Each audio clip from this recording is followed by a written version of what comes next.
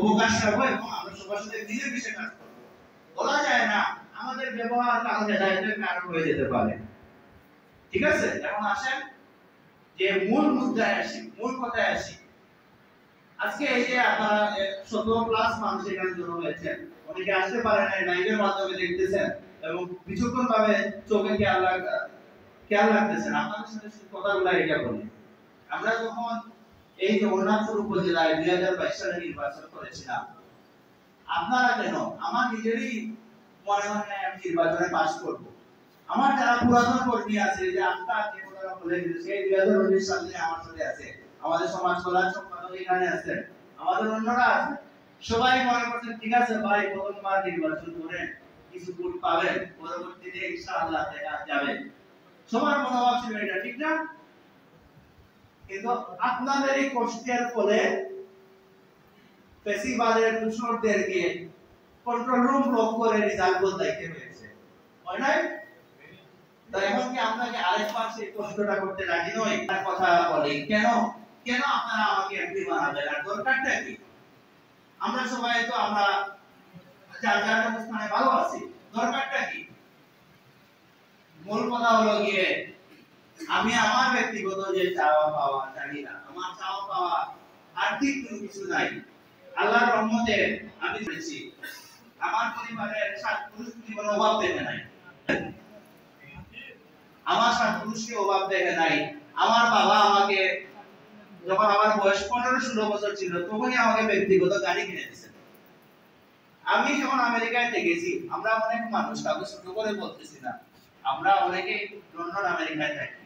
অনেক অনেক মানুষ আছে, যেমন কয়েকদিন আগে আমাকে একজন মানুষ প্রশ্ন করেছিলেন যে তারেক রহমান মুস্তাফা দিয়ে এসেছেন, উনি এখানে এসে রাজনীতি করবেন কিভাবে? অনেক বড় বড় আইনজীবী আছেন, তারা কিন্তু এই সমস্ত কিছু মাথায় আনতেই পারে না। আমি উত্তর দিয়েছিলাম যে কাউকে যদি জোরপূর্বক দস্তখত নিয়ে যাওয়া হয়, সেটা তারেক রহমান হোক অথবা কোনো বড় বড় আইনজীবীও বলেন না। তা আল্লাহর রহমতে বিদেশে যখন দেখেছি, অনেক বড় পজিশন নিয়ে দেখেছি, অনেক দামি দামি বাসায় দেখেছি, অনেক দামি দামি গাড়িও চালাইছি। আমার আপনাদের কাছে আসার মূল উদ্দেশ্য হলো গিয়ে আমি চেষ্টা করেছি ব্যক্তি পর্যায়ে পিজি ফাউন্ডেশনের মাধ্যমে মেডিকেল ক্যাম্প করে মানুষের প্রশিক্ষণ দিয়ে চেষ্টা করেছি যাতে মানুষকে কিভাবে উন্নতি করা যায় নাকি এর চেষ্টার মধ্যে আপনারা অনেকেই আমার সহযোগিতা হিসেবে ছিলেন। কিন্তু বর্তমান জমানায় বর্তমানে দুনিয়া অনেক এগিয়ে যাচ্ছে। বর্তমান জমানায় আজকে যে মূল্যস্ফীতি হচ্ছে, একজন ব্যক্তির পক্ষে হয়তো কয়েকটা ঘর অথবা একটা ছোট পাড়াকে উন্নয়ন করা সম্ভব, কিন্তু একটা অঞ্চলকে উন্নত করা সম্ভব না। তাই আমার বুজুর্গান যারা আছেন, অতীতে যারা রাজনীতি করেছেন বা করতেছেন, সবার পরামর্শ ক্রমে আমার রাজনীতিতে আসা। রাজনীতিতে যখন এসেছি আপনাদেরকে নিয়ে 2022 সালে দেখিয়ে দিয়েছি রাজনীতিতে জয় করতে এসেছি, তাই পরিচিত হতে আসি নাই। পরবর্তীতে 2023 সালে যখন আপনারা অনেকে নিজের মত ছেড়ে, অনেকে সাসপেন্ড হওয়ার ভয়কে দূর করে অনেকেই আমার সাথে 2023 সালে আমার ব্যক্তিগত স্বতন্ত্র নির্বাচনে অংশ নিয়েছিলেন। আপনারা জানেন সেই নির্বাচনে 12টা একটা সময় ভোট দেওয়াই বন্ধ করে দিয়ে দেওয়া হয়েছিল, তারপরেও আমি 13-14,000 ভোট পেয়েছি আপনাদের প্রচেষ্টায়।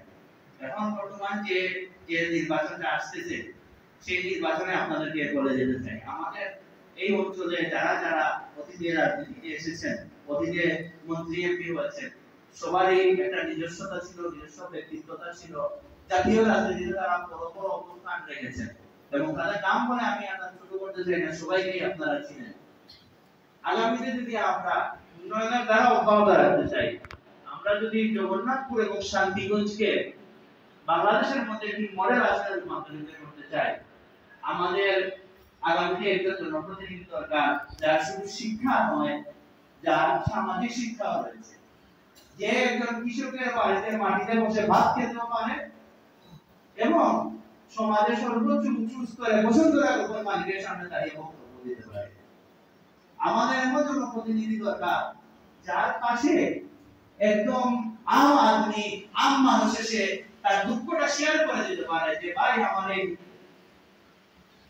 এখন যদি আমি আপনাদের আমাদের জীবনে যদি বলি ভাই আপনারা আমার গাছ দিয়ে দাঁড়ান, আমি কারোর সাথে হাত মিলাবো না, আপনারা কি পারবেন না সেটা করতে? আপনারা পারবেন, কিন্তু বিগত 5 বছর থেকে আপনারা কখনো দেখেছেন আমি এরকম গাড়ি দেওয়ার ব্যবস্থা করে কোথাও হেঁটেছি? আমাদের মতো কথা দিয়ে পাইল যে আমি মনে করি দরকার নাই, আমার জনতা যদি এই গরম খেতে পারে আমিও গরম খেতে পারবো। একটু আগে চায়ের স্টলে বসে চা খাচ্ছি, আমাদের যুব জমিয়তের নেতৃবৃন্দ বলতে ভাই আসে গেছি আছে জ্ঞান আছে ভিতরে বসে খাবে। তো শুধু শিক্ষা হলে হবে না, সামাজিক শিক্ষাটাও থাকতে হবে, যে সমাজের সবার সাথে চলাফেরা যে অভিজ্ঞতা নেই সেটা থাকতে হবে। দ্বিতীয়ত যে জিনিসটা আছে একটা ভীষণ থাকতে হবে।